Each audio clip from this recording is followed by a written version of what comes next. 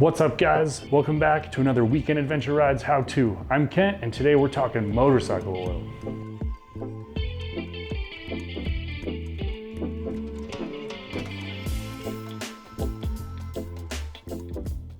Okay, so if you're watching this, you probably have a motorcycle, and you're probably at a point now where you need to change your oil. Let's talk about some different options, and what you really need to focus on are what's important when you're doing this. What do you need to do first? Consult your owner's manual. Now, this seems fairly obvious, but a lot of people will overlook or just throw this away when they get it. This has everything you need for motorcycle maintenance or maintenance for your specific motorcycle. Within this book, you'll be able to find maintenance intervals, what type of oil you need to use, and that means what weight. It's not going to tell you whether you need mineral oil, synthetic oil, or conventional. That is up to you. So if you bought a used motorcycle and the asshole that had it before you threw this away, then you can go to your local parts shop or local motorcycle dealership, go to the parts counter, ask them which type of oil you need, which weight is appropriate for your bike. That's the most important part.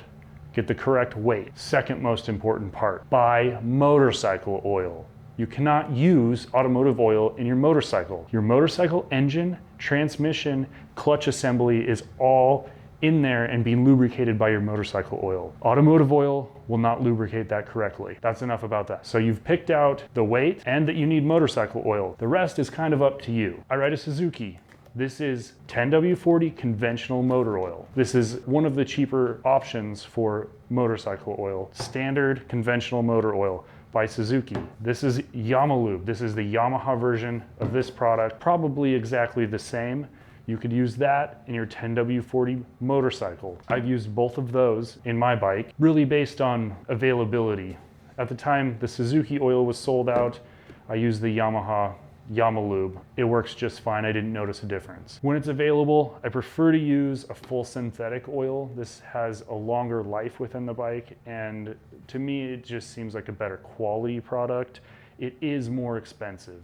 So if you go with a gallon option with this as compared to the quarts, you can get it a little bit cheaper, but expect to spend around $50, $60 on a 1 gallon jug of motorcycle oil. For most motorcycles, 1 gallon will be enough to do a full oil change for your bike, and you should have a little bit left over. These are all partial quarts and gallons. I'll probably, in the next oil change, put some together and mix and match. I hang on to these in case, like my friend, break a hole in my case and need one of these, or some sort of other motorcycle accident in which I need some oil. Okay, that's enough about oil. I think everyone understands. The other thing you need, an oil filter. Now this is kind of a place where I'm pretty rigid in what I use. I only use Suzuki OEM oil filters. Maybe that's not necessary, but I feel better about using the oil filter from the company that produced the bike, and I'm not going to change from that. So if you ride a Suzuki or a Yamaha or one of those super expensive, ridiculous BMWs, I would recommend using the filter that comes from that manufacturer. Okay, in addition to that, we're going to do an oil change. I'm going to show you some general tips and tricks that you need in order to do this oil change. Even do this by yourself if you don't have another set of hands. All right, so let's grab the bike.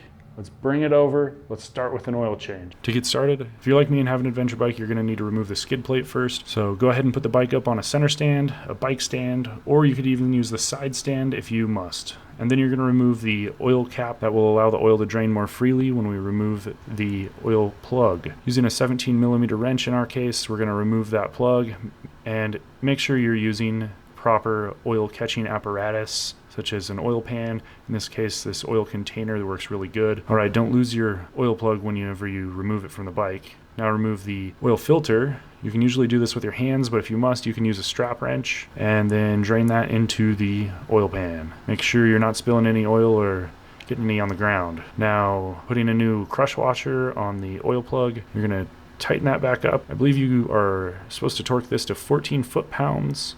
You can use a torque wrench to do this. This is also not a very tight torque spec, so we don't usually use a torque wrench for this.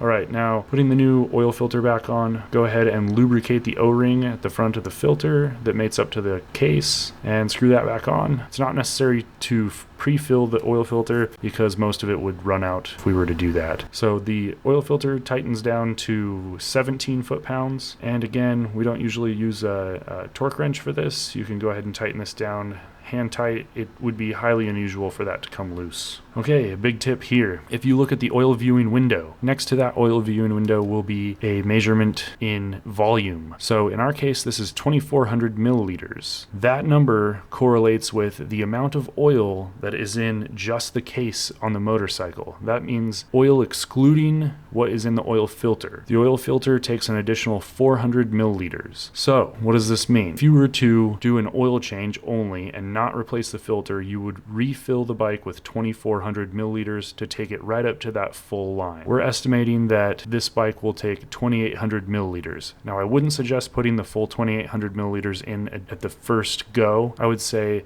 let's put in 2,400 milliliters and then we can add the additional 400 after we have the oil filter full. 2,400 milliliters, what does this mean in terms of quarts for us Americans? What you're gonna need to do is just go ahead and Google a conversion from milliliters to quarts, and 2,400 milliliters plus the 400 for the oil filter puts us at about 2.95 quarts. Now we're going to shoot a little bit under that when we fill up the bike here.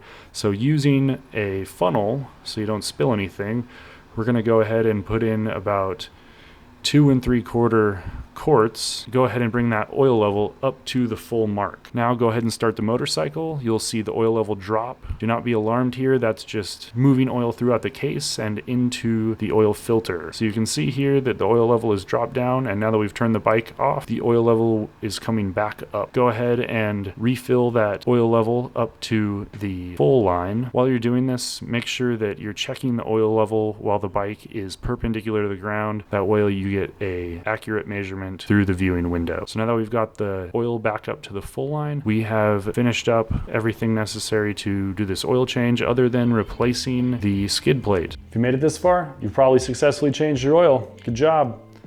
All right, don't forget, subscribe to this channel, hit the bell, and like this video. We'll see you next week.